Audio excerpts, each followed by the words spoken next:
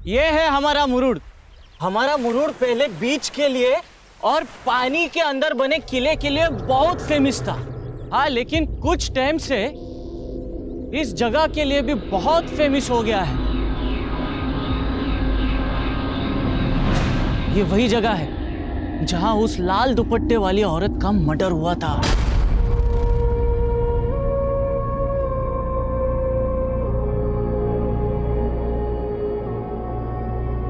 बहुत tragic story है उस औरत की। उसकी कहानी सुनोगे तो आपकी रूह कांप जाएगी। कहते हैं यहां किसी के इंतजार में वो औरत फोटो निकाल रही थी और फिर वो आया जिसका वो औरत इंतजार कर रही थी।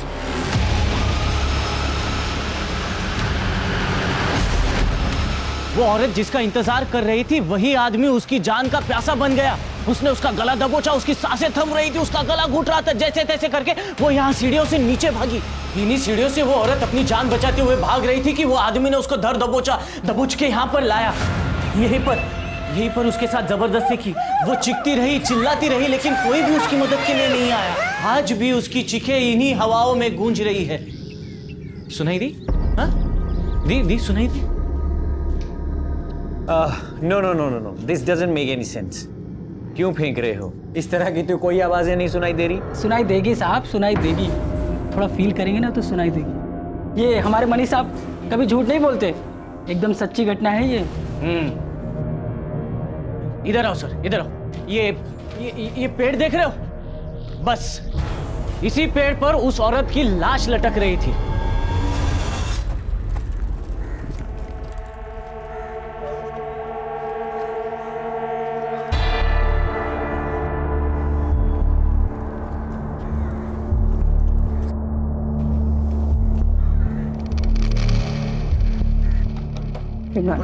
Good morning ma'am.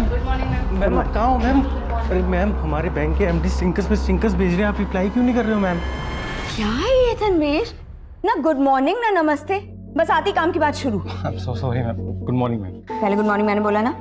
एक्चुअली चलो जल्दी से बताओ, नाश्ते में क्या लाए हो? मैम कुछ तो बात है आप पे, इतना रिलैक्स कैसे रह लेते हो आप? अच्छा आपके पास तो कार है ना मैम, आप साइकिल से क्यों आते हो फिर? अरे भाई, पोल्यूशन इतना बढ़ गया है, मुझे लगता है कि जितना हो सके साइकिल से ट्रैवल करना चाहिए। और हमारे बैंक का क्या मैम, जो ऑलरेडी बैड डेब्ट से पोल्यूटेड है? आपको पता है हमारे लोन कस्टमर लोन नहीं चुका पा रहे हैं। एनपीआर इतना बढ़ गया है कि बैंक ऑलरेडी डूबने के कगार पे आ गया है। और हमारे एमडी फोन पे फोन करके पूछ रहे हैं कि डूबे हुए लोन की रिकवरी के लिए कर क्या रहे हो? आज मैं अपने बोर्ड ऑफ डायरेक्टर्स को ऐसा सोल्यूशन देने वाली हूँ जिससे सिर्फ हमारी ब्रांच ही नहीं बल्कि पूरा बैंक हर मुसीबत से मुक्त हो जाएगा। ऐसा क्या सोल्यूशन है मैम जो बैंक डूबने से बच जाएगा? अचार। अच्छा, कल ना पराठों के साथ अचार लाना मत भूलना, ओके? मैं हाथ धोकर आती हूँ।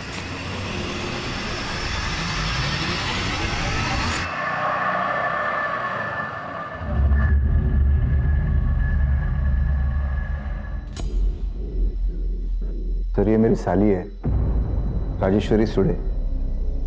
ये यूनिटी बैंक ऑफ महाराष्ट्र में मैनेजर है। कल सुबह से ही राजेश्वरी का कुछ पता नहीं चल रहा सर। राजेश्वरी आपके साथ रहती है? नहीं सर, वो हमारे घर से थोड़ा दूर अकेले रहती है। कल सुबह वो हमारे घर आई थी, मगर उसके बाद से वो। गुड मॉर्निंग जीजू। Good morning. Good morning. Good morning ताई। Good morning. अरे वाह रजी, आजकल फिटनेस पे बहुत ध्यान दे रही है। परफेक्ट रहने से क्या होगा, उम्र थोड़ी कम हो जाएगी।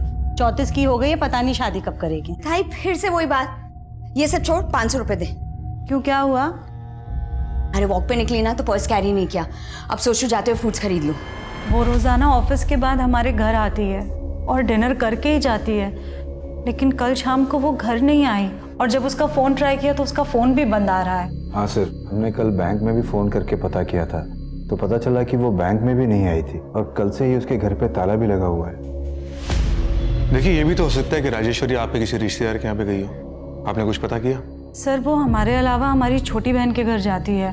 मैंने उसको भी कॉल किया था पर वो वहाँ भी नहीं गई थी। हाँ योगी ताई। माऊ, राजी तेरे यहाँ आई है क्या? नहीं तो क्या हुआ ताई, आप ऐसे क्यों पूछ रहे हो? देखिए, राजेश्वरी एक वर्किंग वूमेन है, ये भी तो हो सकता है कि वो अपनी मर्जी से कहीं गई हो। पर सर उसका फोन बंद आ रहा है। ठीक है, अभी आप थोड़ा वेट कीजिए, अगर कुछ नहीं पता चलता तो हम एक्शन लेते हैं। राजेश्वरी की मिसिंग कंप्लेंट्स पर कोई कार्रवाई नहीं की गई और उसकी लाश मुरुंड के एक खंडर में लटकी हुई मिली। क्राइम इतना हीनियस था कि तुरंत इस केस को सुलझाने के लिए महाराष्ट्र पुलिस ने एक एसआईटी गठित की। सर, कुछ लोकल मछुआरों ने सबसे पहले लाश को लटके हुए देखा था। काफी ब्रूटल मर्डर है। लड़की को नीचे उतारने का इंतजाम करो। आइए सर, ये देखिए सर।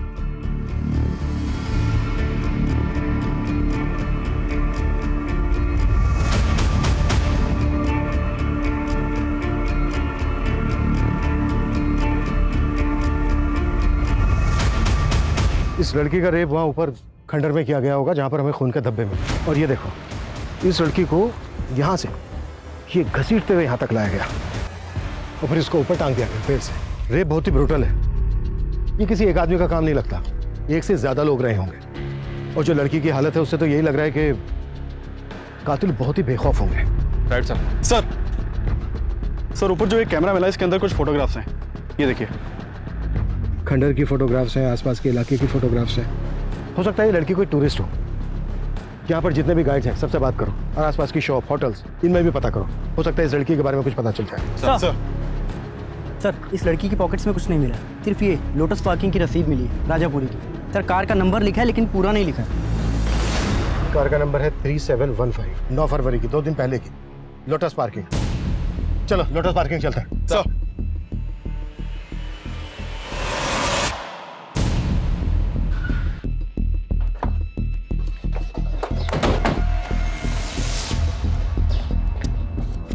नमस्ते साहब।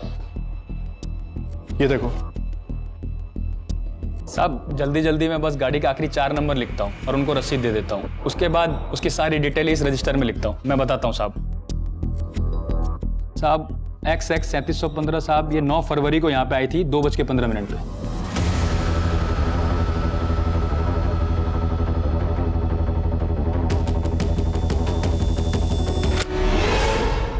ये तो वही लड़की है जिसकी लाश मिली थी हमें। सर, ये गाड़ी कब लेके गई यहाँ से अपनी? साहब 1 मिनट बताता हूँ साहब। लगभग 40 मिनट बाद 2:55 पे। अभिषेक सर, तुरंत पता करो ये गाड़ी किस एड्रेस पे रजिस्टर्ड है। सर। राजीताई ने हम बहनों के लिए इतने सेक्रीफाइसेस की, मैं मान ही नहीं सकती कि वो हमें बिना बताए कहीं जा सकती है। माऊ, जो सामने आ रहा है उसका कुछ तो मतलब होगा ना। तुम्हारे लिए इसका गलत मतलब ही होगा कुणाल, लेकिन इसके पीछे अगर तुम्हारा कोई गलत मकसद हुआ तो। किस मकसद की बात कर रही है आप ताई? तुम तो बात ही मत करो। मैं देखता हूँ।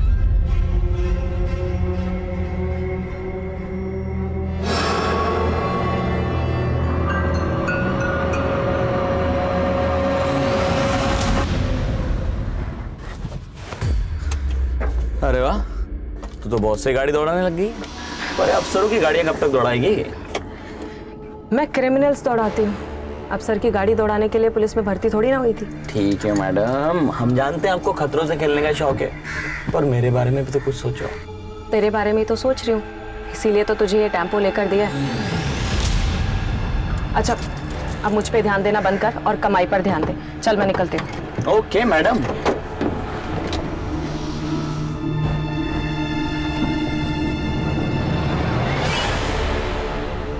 Sir, Rajeshwari Sule missing case 10 फरवरी को फाइल हुआ था।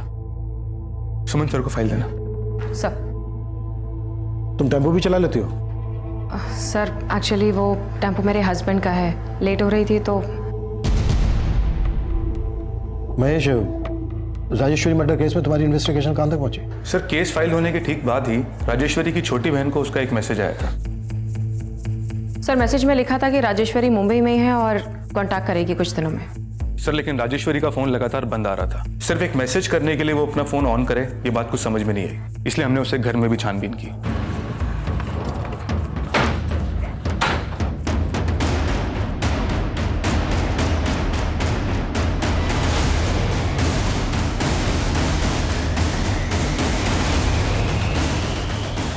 लेकिन उसे घर में भी कुछ सस्पिशियस मिला नहीं और उसे घर के बाहर लगे सीसीटीवी कैमरे की फुटेज देखने के बाद यही लगा कि वो अपनी मर्जी से कहीं गई थी। महेश फिर आगे क्या किया तुमने? सर वो क्या वो मतलब आगे कुछ नहीं किया? ये आगे कुछ ना करने का रिजल्ट क्या हुआ मालूम है? राजेश्वरी की लाश मिली। अब यहाँ बंदी बंद करो और राजेश्वरी की फैमिली को बनाओ शनाख्त के लिए।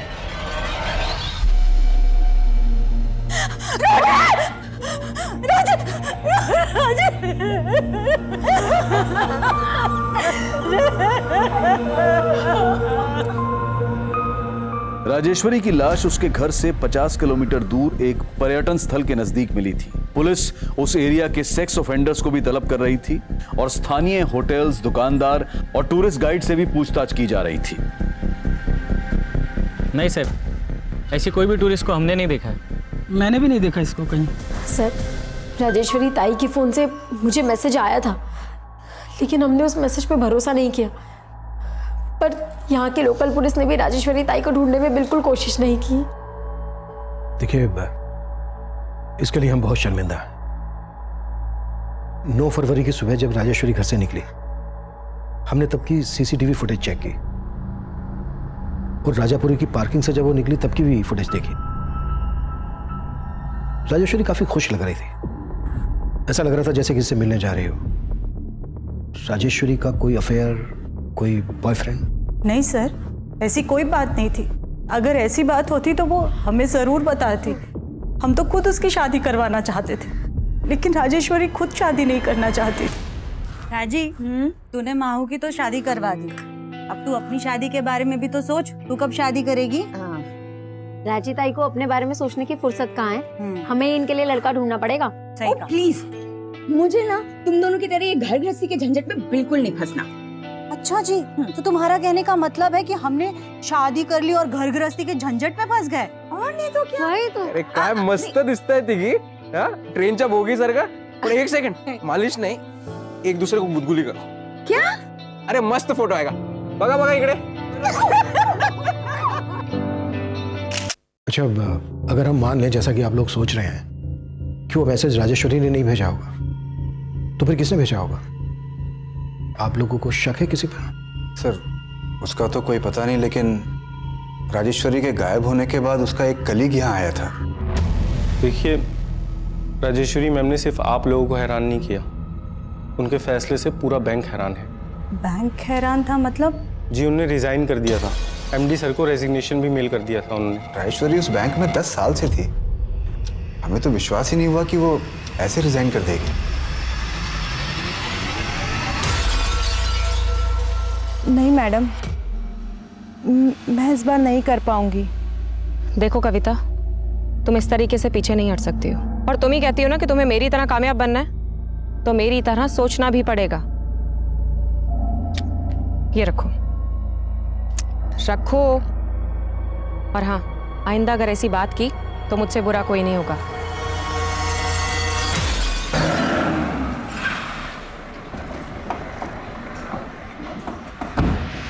सर, आप गलत समझ रहे हैं सर। राजेश्वरी मैम के गायब होने से पहले ही उन्होंने रिजाइन कर दिया था। 8 फरवरी की शाम को। उस दिन वो ऑफिस में तो थी, खुशी खुशी मुझे सी ऑफ करके गई थी।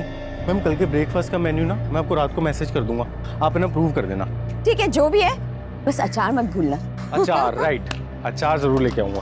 तब भी उन्होंने कुछ नहीं बोला सर, और फिर अगले दिन वो ऑफिस ही नहीं आई, और तब मुझे हमारे एमडी ने फ़ोन करके बोला कि उन्होंने रिज़ाइन कर दिया। तो अगर राजेश्वरी ने रिज़ाइन किया है तो रिज़ाइन करने की वजह क्या होगी? Work pressure sir. सर, हमारे बैंक की हालत बहुत ख़राब है सर। कुल मिला के 118 करोड़ रुपए का लोन है जो हम रिकवर नहीं कर पा रहे, और हमारा एमडी रोज़ फ़ोन करके हमें स्टिंकर्स पे स्टिंकर्स भेजता है सर। तो इन डूबे हुए लोन्स के लिए राजेश्वरी कैसे रिस्पॉन्सिबल होगी? सर, अकाउंटेबिलिटी तो ब्रांच मैनेजर की ही होती है, लेकिन मुझे उनके मर्डर के बारे में सुन के ऐसा लग रहा है कि उनके साथ भी चीटिंग हुई है। चीटिंग? कैसी चीटिंग? सर, राजेश्वरी मैम के रिज़ाइन से पहले उनका अकाउंट बैंक बिल्कुल खाली हो गया था। जिस अकाउंट में 2 महीने पहले तक 45 लाख रुपए था, अब 45 रुपए भी नहीं है। राजेश्वरी के अकाउंट में 45 लाख रुपए थे? जी सर, 40 लाख रुपए का उन्होंने मॉर्गेज लोन लिया था। सर, राजेश्वरी के साथ जो भी हुआ ये हमारे लिए भी बहुत शॉकिंग था सर। शॉकिंग तो ये भी था कि रिजाइन देते ही उसका मर्डर हो गया। आई होप इसके तार आपके मैनेजमेंट से ना जुड़े हो। सर, ये महज एक इत्तेफाक है सर। इत्तेफाक तो ये भी है कि जो मैनेजर पिछले 10 साल से बैंक में काम कर रही थी, वो अचानक से रिजाइन कर देती है। सर, शायद वो मेरी बात से हर्ट हो गई थी, तो मैंने उसे हमारे ब्रांच के लोन डिफॉल्टर्स की रिकवरी के लिए सजेशंस मांगे थे, पर उसने जो भी सजेशंस दिए बहुत बकवास थे। हेलो राजेश्वरी, ये क्या ईमेल्स भेज रही हो तुम? हाँ? एक तो तुम लेट रिप्लाई करती हो, ऊपर से ये फालतू सजेशंस लिखकर भेजती हो मुझे। नहीं सर, मेरा सजेशन फालतू का नहीं है। हम सबको ही अपनी यूनिटी बैंक की इमेज बचानी है सर, इसलिए मुझे लगता है कि हमें अपने बैंक का नाम बदल कर ना स्वराज बैंक रख देना चाहिए। इससे हमारे शेयर होल्डर्स भी बढ़ेंगे और हमारे अकाउंट होल्डर्स भी। What rubbish! बैंक का नाम चेंज करने में कितना खर्चा है इसका अंदाजा भी है तुम्हें? तुम्हारे ये बकवास आइडियाज अपने पास रखो, यू अंडरस्टैंड दैट? और सर फिर उसने अचानक से रेजिग्नेशन मेल कर दिया। मेल में उसने क्या लिखा दिखाएंगे? हाँ सर, उसमें लिखा था कि बैंक उसके सजेशंस नहीं मान रही, इसलिए वो रिजाइन कर रही है। राजेश्वरी के रेजिग्नेशन मेल का कंटेंट उसके एटीट्यूड का एक अनोखा पहलू रख रहा था, लेकिन ये मेल, ये मैसेजेस राजेश्वरी ने ही भेजे हैं, इसकी जांच हो रही थी। और पिछले 2 महीने में राजेश्वरी अपने अकाउंट से 45 लाख रुपए निकाल चुकी थी। और चौंकाने वाली बात यह थी कि जिस घर को गिरवी रखकर राजेश्वरी ने 40 लाख का लोन लिया था, वो घर राजेश्वरी और उसकी बहन दोनों की पैतृक संपत्ति थी। लेकिन मौजूदा वक्त में वो घर राजेश्वरी के नाम था, जो इस केस में जायदाद में विवाद होने का अंदेशा भी दे रहा था। नहीं सर, हम बहनों के बीच में कभी कोई विवाद नहीं था। तो घर अकेले राजेश्वरी के नाम कैसे हुआ? क्योंकि राजेश्वरी ताई ऐसा चाहती थी कि हम वो घर उनके नाम कर दें। ताई देख, मैं जानती हूँ कि इस घर पे तुम दोनों का बराबर का हिस्सा है, पर अभी ना मैं तुम दोनों को 5-5 लाख रुपए दे रही हूँ। थोड़ा टाइम दो ताई, बाकी के पैसे भी दे दूंगी। बात पैसों की नहीं है राजी, लेकिन तुझे अचानक से घर अपने नाम क्यों चाहिए? वो कोई वजह है ताई, मैं अभी नहीं बता सकती। माझ्यावर विश्वास ठेवा। सर, राजेश्वरी ताई ने बहुत कुछ किया हम बहनों के लिए। योगी ताई की शादी के बाद बाबा गुजर गए थे, उनकी शादी का बहुत कर्जा था, लेकिन राजेश्वरी ताई ने दिन रात एक करके वो सारा कर्जा चुकाया था। बचपन से ही मेरी छोटी बहन महेश्वरी का पैर खराब था, इसलिए खुद मजली राजेश्वरी ने शादी ना करके पहले महेश्वरी की शादी करवाई। उनकी बहुत एहसान है हम बहनों पर, इसलिए बिना कोई सवाल किए हमने वो घर उनके नाम कर दिया था। और सर, बदले में राजेश्वरी हमको 5-5 लाख रुपए दे रही थी, लेकिन हमने उससे वो भी नहीं लिए। उसने घर अपने नाम करवाते 40 लाख रुपए का मॉर्गेज लोन लिया था।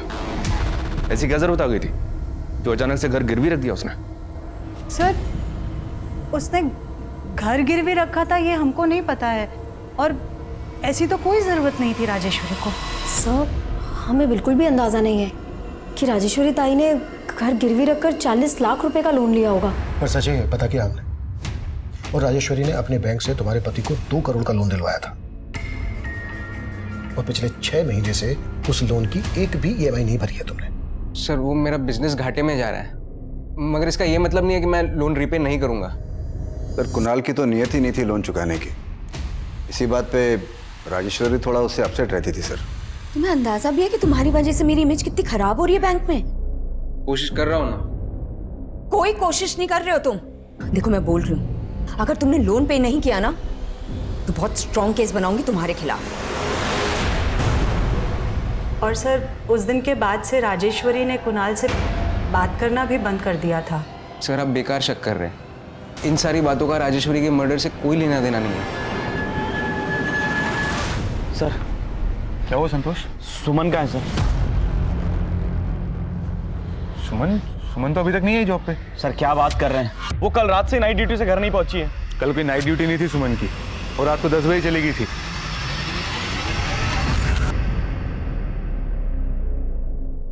ये तो कमाल ही हो गया सर। राजेश्वरी के केस ने हमारे सर की छत छीन ली। अभी कुछ दिन के लिए यहाँ खुले में काम करना पड़ेगा। कोई नहीं, खुले में दिमाग और काम करता है। तो चाय नहीं रुकनी चाहिए। छोड़ो।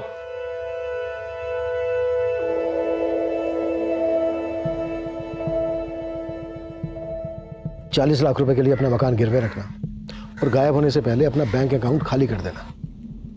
और राजेश्वरी आखिरी बार जब अपनी बड़ी बहन से मिली थी तो 2000 रुपए उधार लेकर गई थी। ये सब छोड़, 500 रुपए दे। क्यों, क्या हुआ? अरे वॉक पे निकली ना तो पर्स कैरी नहीं किया। अब सोचो जाते हुए फ्रूट्स खरीद लूं। 500 छुट्टे तो नहीं है, 2000। कोई बात नहीं जीजू, 2000 दे दो। उस वक्त तक उसका बैंक अकाउंट खाली हो चुका था। ऐसा लग रहा है जैसे उसको कोई ब्लैकमेल कर रहा था। धीरे धीरे उसको कंगाल किया और उसके बाद रेप करके उसका मर्डर करके फेंक दिया उसको। और क्राइम ऐसी जगह पर गया कि जैसे लगे कि किन्हीं रैंडम ऑफेंडर्स का काम है। लेकिन सर, राजेश्वरी के कॉल रिकॉर्ड्स में कुछ भी शक करने जैसा मिल नहीं रहा है। राजेश्वरी की जिंदगी तो संदेहों से भरी पड़ी है। उसकी गाड़ी नहीं मिली अभी तक। उसकी गाड़ी ढूंढने पर जोर दो, शायद उससे हमें कोई लीड मिल जाए। और राजेश्वरी की दोनों बहनों और उसके दोनों जीजाओं को खंगालो। राजेश्वरी के घर की भी अच्छे से तलाशी लेनी होगी। सर, इंस्पेक्टर महेश की टीम की एसआई सुमन अचानक से कहीं गायब हो गई है सर। व्हाट? महेश और उसकी टीम ने राजेश्वरी को ढूंढने की कोशिश ही नहीं की, और अब जब से हम इस केस पर आए हैं उनकी टीम की एसआई सुमन गायब हो गई। माजरा क्या है ये? वॉचमैन, दरवाजा खोलो, ब्रेक खत्म हुआ। वॉचमैन बंद करो उसको। गाइस, हमारा ये लंच ब्रेक है ना, परमानेंट ब्रेक बन गया है। हमारा बैंक गवर्नमेंट ने टेक ओवर कर लिया है। हमारे एटीएम, ऑनलाइन ट्रांसफर सब सीज हो चुके हैं। अभी हजार रुपए निकालने के लिए बाहर हजारों की लाइन लगेगी। हमारी वाट लगने वाली है। ये केस कई उतार चढ़ाव देख रहा था और चौंकाने वाला पहलू एएसआई सुमन का गायब होना था।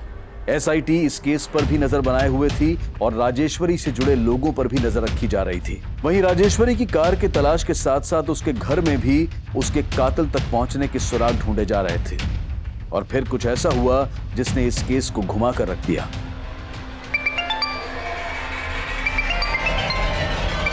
हाँ बोलो।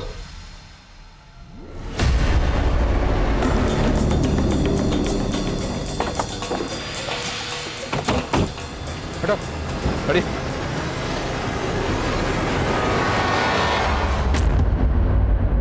राजेश्वरी की कार में एएसआई सुमन की लाश। लगता है सुमन के साथ भी ब्रूटल रेप किया गया।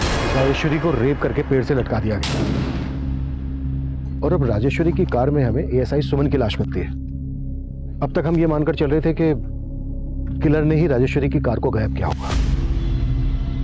तो क्या जो राजेश्वरी का कातिल है उसी ने सुमन को भी? लेकिन सर, सुमन को गायब करने के पीछे इंस्पेक्टर महेश सुमन के पति पे शक जता रहा था। सर, सुमन ने संतोष से दूसरी शादी की थी, क्योंकि संतोष सुमन का देवर है। एक मिनट, तुम्हें सुमन के पति संतोष पर शक क्यों है? क्योंकि सर, सुमन का पहला पति उसको बहुत मारता था, फिर वो उसको छोड़कर दुबई चला गया, और उसके बाद संतोष ने सुमन से शादी कर ली। और अब जब संतोष भी सुमन के साथ मारपीट करने लगा तो सुमन बहुत परेशान थी सर। संतोष की वजह से मैं काम पर फोकस नहीं कर पा रही हूँ और उसको मेरा घर लेट आना पसंद नहीं है, इसलिए मैं सोच रही हूँ कि मैं जॉब ही छोड़ दूँ। सर, मैंने उसके पति से बात करके उसको काफ़ी समझाने की भी कोशिश की थी, लेकिन अब जब सुमन की लाश मिली है तो मुझे पूरा यकीन है कि संतोष ने सुमन का कत्ल किया। मैं किसी राजेश्वरी को नहीं जानता साहब, मैंने कुछ नहीं किया। सिर्फ राजेश्वरी नहीं, बल्कि तूने सुमन को भी रेप करके मार डाला। नहीं साहब, मैं तो सुमन को प्यार करता था साहब। प्यार नहीं करता था, मारपीट करता था उसके साथ। और तेरा बड़ा भाई भी यही करता था ना? मैं अपने बड़े भाई जैसा नहीं था साहब। मैंने तो सुमन को चल्ला से बचाया था। उन्होंने सुमन की जिंदगी बर्बाद करके रख दी थी, बिल्कुल नरक की तरह। ऊपर से उसको छोड़ के दुबई चला गया, उधर उसने दूसरी शादी बना ली। सुमन के तो माँ बाप भी नहीं थे साहब। मुझे सुमन से हमदर्दी थी, इसलिए मैंने उससे शादी कर ली। शादी के बाद मैंने उसका पढ़ाई भी पूरा कराया, फिर वो पुलिस में भर्ती हो गई। सुमन खुद बोलती थी कि मैंने उसकी जिंदगी बनाई, अब भला मैं उसकी जिंदगी काय को छीनूंगा साहब। उल्टा वो सब इंस्पेक्टर महेश ने मेरी सुमन को मुझसे छीना है। ये सब इंस्पेक्टर महेश ने? हाँ साहब, वो आए दिन सुमन को अपने घर ले जाता था रात को। वो बेचारी मुझे बता भी नहीं पाती थी साहब, पर मैंने बाद में पता कर लिया। कहाँ थी तू? कहाँ थी मतलब? जॉब से आ रही हूँ। अच्छा, झूठ बोल रही मुझसे? हाँ, मैंने तुझे उस सब इंस्पेक्टर के साथ जाते हुए देख लिया था। तेरा चक्कर चल रहा ना उसके साथ। तुम गलत समझ रहे हो संतोष। अच्छा, तो क्या काम था इतनी रात को वहां पर? हाँ, क्या बताऊं संतोष, वो कमीना मेरे साथ जबरदस्ती कहता है कि उसकी बात नहीं मानूंगी तो सस्पेंड कर देगा मुझे। मेरा काम छूट गया था साहब। सुमन ने मेरे को टेम्पो लेके दिया, कर्जा लेके, पर मेरे को नहीं मालूम था साहब कि वो घर चलाने के लिए उसकी जुर्म सह रही थी। देखिए सर, मैं मानता हूँ कि सुमन और मैं एक कलीग से कुछ ज़्यादा ही थे। दरअसल बात यह है कि सुमन अपने पति से काफ़ी तंग आ गई थी, और यही कारण है कि हम दोनों करीब आ गए थे। संतोष को हम पर शक होने लग गया है। तुम संतोष से इतना घबराते क्यों? डिवोर्स दे दो ना उसको। सर सुमन मेरे साथ रिलेशन भी बना रही थी और अपने पति को भी नहीं छोड़ रही थी। इसलिए तुमने उसको? नहीं सर मैंने ऐसा कुछ नहीं किया। जरा आप खुद सोचिए ना, अगर मैंने ऐसा कुछ किया होता तो मैं सुमन की बॉडी को राजेश्वरी की गाड़ी में डंप क्यों करता? मुझे फंसाया जा रहा है सर, मैं बेकसूर हूं और यही सच है। वाह क्या बात है, मेरी और राजेश्वरी की अनबन को बढ़ा चढ़ाकर आप लोगों ने मुझे अंदर करवाने की पूरी कोशिश कर डाली थी। तू अपनी बीवी का मुंह बंद करवा सकता है, लेकिन हम क्यों चुप रहते? जो सच था बोल दिया। आप लोगों ने अखबार नहीं पढ़ा? राजेश्वरी की गाड़ी में एक पुलिस वाली की हत्या हुई है। अच्छा, मतलब उसके साथ भी तेरा चक्कर था? क्या बकवास कर रहे हो दादा, मैं अच्छी तरह समझता हूँ तुम क्या खेल खेल रहे हो। मुझे अंदर करवा के मेरी बीवी को बहका दोगे और वो पुश्तैनी घर खुद हत्या लोगे। अभी निकल यहाँ से, बहुत हो गया तेरा, चल निकल यहाँ से। राजेश्वरी और सुमन की पोस्टमार्टम रिपोर्ट में काफी समानताएं हैं। राजेश्वरी की लाश लाल दुपट्टे से लटकी हुई मिली थी और सुमन के गले के स्ट्रैंगुलेशन मार्क्स में लाल धागे के ट्रेसेस मिले हैं। लेकिन सर सुमन मर्डर की क्राइम लोकेशन पे हमें कोई लाल कपड़ा नहीं मिला है। आखिर किलर के दिमाग में चल क्या रहा था जो उसने इस तरह से? सुमन के कॉल रिकॉर्ड चेक किए मैंने सर, उसके कॉल रिकॉर्ड्स में इस कविता का नंबर मिला है। सुनीता के मर्डर वाले दिन से ही कविता का फोन स्विच ऑफ है और ये नंबर राजापुरी के एड्रेस पर रजिस्टर्ड है। राजापुरी? मर्डर वाले दिन राजेश्वरी को राजापुरी की पार्किंग में देखा गया था उसकी कार के साथ। मुझे इस कविता की सारी इंफॉर्मेशन चाहिए। सर राजेश्वरी के छोटे जीजा कुणाल का इस यूसुफ के साथ कनेक्शन मिला है। यूसुफ शेख? ये तो बेटिंग माफिया है ना? जी सर। पर ये तो काफी दिनों से अंडरग्राउंड था। एक और बात सर पता चला है कि कुणाल राजेश्वरी को पहले से जानता था, कॉलेज में दोनों साथ ही पढ़ते थे।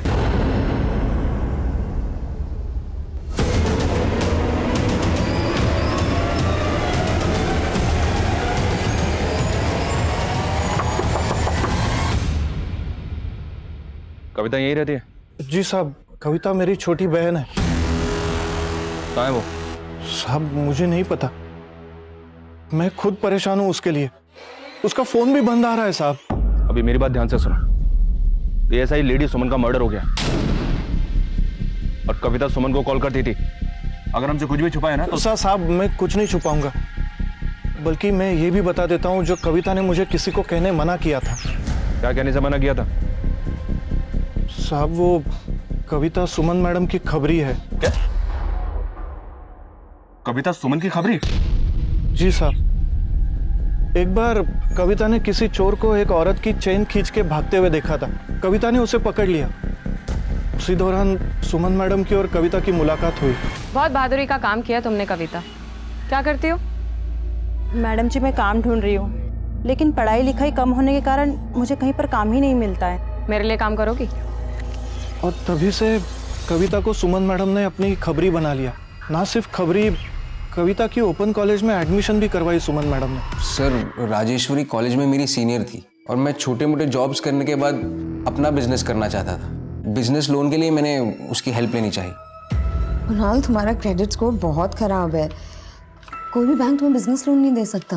इसीलिए तो मैं आपके पास आया हूँ, प्लीज़ मेरी हेल्प कर दीजिए। ठीक है चलो, आई विल ट्राई समथिंग, पर अगर इसके बदले में मैं तुमसे कुछ मांगूं तो तुम मुझे दोगे? अरे आप बोल के तो देखिए, मैं आपके लिए कुछ भी करने को तैयार। कुणाल मैं तुम्हें बहुत सालों से जानती हूँ। आई नो तुम एक बहुत ही सरल और अच्छे लड़के हो। अच्छा मैंने सुना है कि तुम अपनी शादी के लिए लड़की ढूंढ रहे हो। हाँ पर दैट्स ग्रेट। मैं भी अपनी बहन महेश्वरी के लिए तुम्हारे जैसा लड़का ढूंढ रही हूँ। क्या तुम मुझसे शादी करोगे? और ये लोन तुम मुझ पर छोड़ दो, I'll handle it। लेकिन उसने मेरी मजबूरी का फायदा उठाकर अपनी अपाहिज बहन से मेरी शादी करवाई। ऊपर से पैसे ना लौटाने की वजह से वो मुझे उल्टा सीधा सुनाती थी। इसलिए उससे पीछा छुड़ाने के लिए तूने यूसुफ शेख की मदद ली। अब ये तो बिल्कुल मत कहना कि तू यूसुफ को जानता नहीं है। सर मैं बेटिंग पे पैसे लगाता था, इसलिए मेरी यूसुफ शेख के साथ बोलचाल थी।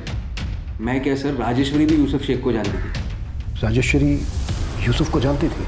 जी सर। सर राजेश्वरी भी बेटिंग पे पैसे लगाती थी। तेरे कहने का मतलब ये है कि राजेश्वरी को यूसुफ ने? राजेश्वरी ने अपना घर गिरवी रख के 40 लाख का लोन उठाया था। पक्का उसको यूसुफ को कोई मोटी रकम देनी थी। जिसका यूसुफ ने राजेश्वरी से बदला लिया। पुलिस तुरंत यूसुफ की तलाश में जुट गई, लेकिन एएसआई सुमन की खबरी कविता के गायब होने की पहेली इस केस को उलझा रही थी। पुलिस को कविता की कोई लीड नहीं मिल रही थी, लेकिन उनके खबरी नेटवर्क ने यूसुफ को ढूंढ निकाला। साहब अपना तो बैटिंग का धंधा है साहब, और उसमें वो डराना धमकाना तो चलता ही रहता है साहब। मगर साहब यकीन मानिए मैंने मर्डर किसी का नहीं करवाया। तो राजेश्वरी को धमकाकर कितना पैसा लूटा तूने उससे? क्या बात कर रहे हो साहब, वो तो जीत रही थी साहब, और उसने मुझे नहीं बल्कि मैंने उसको पैसा देना था। तो तूने राजेश्वरी के पैसे ना देकर उल्टा उसी का हिसाब चुकता कर दिया? सर मैंने कुछ नहीं किया है सर। हाँ मैं मानता हूँ साहब कि उसका लक मेरा पूरा बैलेंस बिगाड़ रहा था साहब। उसके सितारे बहुत सॉलिड काम कर रहे थे, और सर आप जानते हैं पिछले कुछ टाइम से वो बड़े अटपटे से नंबर पे पैसा लगा रही थी साहब। नहीं कहा ना, 1,23,373 ही लगाना है। मेरा लक चलेगा इस रकम के नंबर से। साहब वो मुझसे 10-10 गुना ज्यादा पैसा बना रही थी, और साहब सच बोल रहा हूँ, मुझे भनक भी नहीं है कि वो उसके पैसे पर कौन नजर गड़ा के बैठा था। सर अगर यूसुफ की बात सही है तो इस लकी नंबर का कनेक्शन न्यूमरोलॉजी से हो सकता है। इस बात को एक बार और कंफर्म करते हैं सर। राजेश्वरी 2 महीने पहले तक अपने नाम की स्पेलिंग में W की जगह V इस्तेमाल कर रही थी। उसने अपने बैंक अकाउंट में भी ये करेक्शन की थी। तो यूनिटी बैंक का नाम बदलकर स्वराज बैंक रखने का सजेशन उसका न्यूमरोलॉजी से जुड़ा था।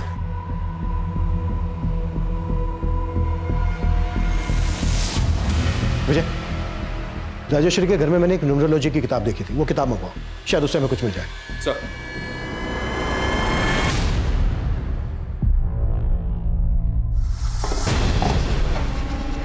अगं काय केलं सोय? मी इथं लोकांचं नसीब लिहितोय और तूने उस पे पानी फेर दिया। ज्योतिका बासु ऑथर, इस ऑथर का ईमेल आईडी यहाँ पर सर्कल किया हुआ है। शायद राजेश्वरी से कंसल्ट करती होगी। ज्योतिका बासु के बारे में सब कुछ पता करो। सर एक तरफ पुलिस ज्योतिका बासु नाम की एक न्यूमरोलॉजिस्ट का पता कर रही थी, और वहीं दूसरी तरफ उनके इलाके में एक मेल न्यूमरोलॉजिस्ट मुरली प्रसाद की लाश मिली। मुरुड में हुई ये तीसरी हत्या थी। पुलिस ने मुरली की बीवी कुसुम से भी पूछताछ की, लेकिन उन्हें मुरली का सुमन और राजेश्वरी से कोई कनेक्शन नहीं मिला। वहीं कविता की तलाश में पुलिस मनोहर पर नजर रख रही थी, और तभी इस केस में एक नया घुमाव आया। सर इस किताब के author ज्योतिका बासु का तो 3 साल पहले देहांत हो गया था, और ऐसा कुछ भी नहीं मिल रहा है जिससे लगे कि न्यूमरोलॉजी का इस मर्डर से कोई कनेक्शन हो सकता है। सर आपके नाम ये लेटर आया है, लेकिन भेजने वाले ने इस पे अपना नाम नहीं लिखा है।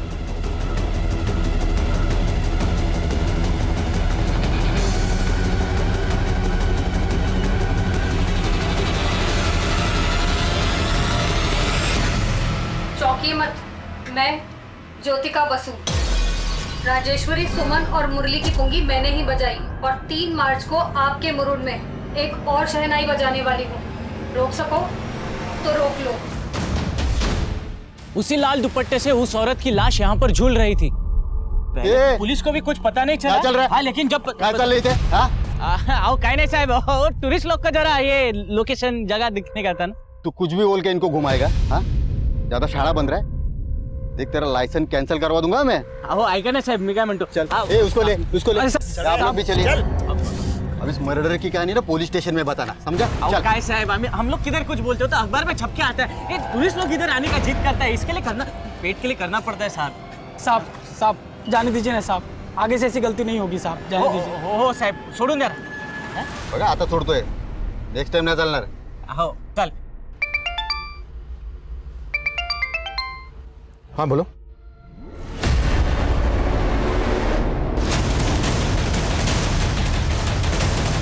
सर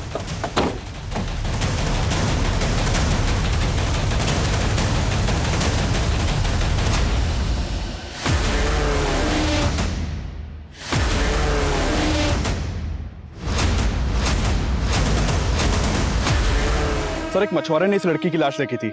हमने लाश के आसपास सर्च किया तो एक कविता की आईडी मिली। लाश का चेहरा पहचानना काफी मुश्किल है सर। कहीं ये कविता की कोई नई चाल तो नहीं? अगर कविता जिंदा है तो अभी तक मिली क्यों नहीं? और अगर ये कविता नहीं है तो फिर किस लड़की की लाश है? सर हम उसके भाई मनोहर पे लगातार नजर बनाए हुए हैं, और ऐसा लग रहा है कि वो काफी चौकन्ना है। चल बोल। मैं सच बोल रहा हूँ, कविता कहाँ है मुझे नहीं मालूम साहब। मालूम नहीं है या तू भी उसके साथ मिलकर कांड कर रहा है? बोल। अरे आई शपथ सांगतो साहब, कविता कहाँ है नहीं मालूम मुझे। राजेश्वरी की लाश हमें लाल दुपट्टे से लटकी हुई मिली थी, और बाकी विक्टिम्स के स्ट्रैंगुलेशन मार्क्स पर भी लाल धागे के ट्रेसेस मिले हैं। इस केस का इस लाल रंग से जरूर कोई गहरा रिश्ता है। अभी तक हम ये भी पता नहीं लगा पाए हैं कि पेन ड्राइव में किसकी आवाज थी। वो जरूर विक्टिम्स की किसी जान पहचान वाली औरत की होगी। एक काम करो, विक्टिम्स की जान पहचान में जितनी भी औरतें हैं सबका वॉइस सैंपल लो और पेन ड्राइव में जो आवाज है उसके साथ मैच करो।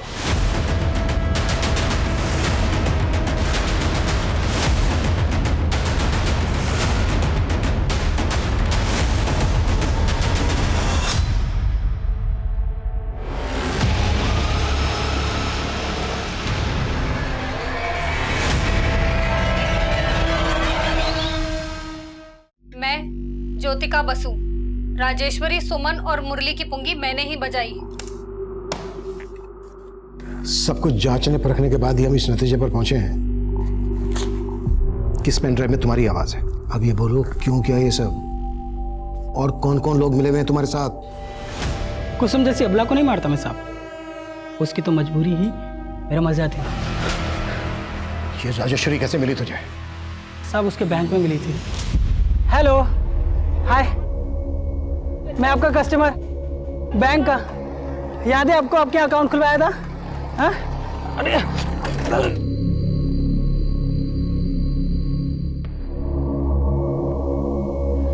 आप ठीक है ना? Thank you. हंसी तो फंसी, और साहब ऐसी फंसी ना कि मेरी हर बात मानने लगी। और उसे ना साहब मेरी न्यूमरोलॉजी बहुत पसंद थी, बड़ी इम्प्रेस थी वो। और ये ज्ञान मैंने सीखा था कुसुम के पति से, और इसी विद्या से मैंने राजेश्वरी की किस्मत एकदम सेट कर दी। खेमू, तुम्हारी प्रेडिक्शन एकदम एक्यूरेट निकली। मैं सट्टे में 7 लाख रुपए जीती हूँ। बहुत बढ़िया, बहुत बढ़िया। लेकिन मेरी बात मानो, अगर लाइफ में कुछ बहुत अच्छा करना है ना तो कुछ चेंजेस करने पड़ेंगे। ये जो तुम्हारे घर का हाउस नंबर है ना, मुझे ऐसा लगता है तुम्हारे लिए लकी नहीं है। मेरी बात मानो, ये घर बेच दो। मेरी हर बात मानने लगी थी वो, लेकिन साहब इस मंदी में उसका घर बिक नहीं रहा था, तो मेरे कहने पर उसने अपना पुश्तैनी घर अपने नाम पे करवा लिया और उसमें 40 लाख का मॉर्गेज लोन लिया साहब। वो ये चाहती थी कि वो उस पैसे से फ्लैट खरीदे, लेकिन मैं तो फ्लैट खरीदवाना नहीं चाहता था, मैं तो उस पैसे को उड़ाना चाहता था ना साहब। इसीलिए मैंने उसके दिमाग में भरा कि वो जिस बैंक में काम करती है ना, अगर उस बैंक का नाम बदलवा के काम करेगी ना तो बहुत फ़ायदा होगा। और तेरे कहते ही राजेश्वरी ने रिजाइन कर दिया, और फिर तूने राजेश्वरी को सारे पैसों के साथ मुरुड़ के उस खंडर में बुला लिया।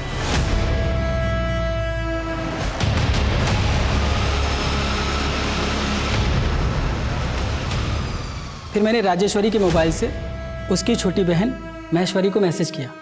आप लोग तो जी जान से केस में लगे हुए थे, पर मैं भी चौकन्ना था, और वो खबरी दुगनी चौकन्नी। मैंने देखा वो लड़की राजेश्वरी की कार का फोटो सबको दिखा रही है, मुझे भी दिखाया। मैं अलर्ट हो गया, मैंने उसका पीछा किया और मौका मिलते ही खोपचे में ले लिया। कविता का कॉल पाते ही सुमन राजेश्वरी की कार के पास आ गई, और जब उसे कविता नहीं मिली तो उसने कविता को फ़ोन किया, और तब मैं वहाँ पहुँच गया। हेलो मैडम, आपकी कविता तो अब रही नहीं। कौन हो तुम? और आप भी अब कहीं की नहीं रहोगे। क्यों मारा इतनी औरतों को? साहब मुझे कामकाजी औरतें बिल्कुल पसंद ही नहीं है। मेरी औरत वो भी जॉब करती थी साहब, और मुझे घमंड दिखाती थी। मैं ठहरा निकम्मा साहब। सबसे पहले मैंने उसका ही घमंड किया, उसको मार के गायब कर दिया। और फिर उसके बाद अंजलि, पुष्पा, मंजू, जाने कितनी आई साहब, सबको मार दिया मैंने। तूने अपने गुरु मुरली को क्यों मारा? आप लोग किलर की तलाश में किसी अंक ज्योतिष को ढूंढ रहे थे ना, तो आपकी तलाश को लाइलाज करने के लिए मैंने अपने ही गुरु को मार दिया। और फिर आप सबको गुमराह करने के लिए मैंने कुसुम को अपने इशारे पर नचाया। चौंकिए मत, मैं ज्योतिका बसु, राजेश्वरी, सुमन और मुरली की पुंगी मैंने ही बजाई। फिर वो पेन ड्राइव आप लोगों को पोस्ट कर दी, और आप लोग लगे पेन ड्राइव की गुत्थी सुलझाने, और इधर मैं कामकाजी औरतों को एक एक करके मारता गया। तू जो एक कामकाजी कर रहा है ना, अगर सारी कामकाजी औरतें अपना काम छोड़ दे तो यार तेरे जैसे जानवर आदमी को समझाने का क्या फायदा? अभिषेक, अब जरा इसे अपना कामकाज दिखाओ।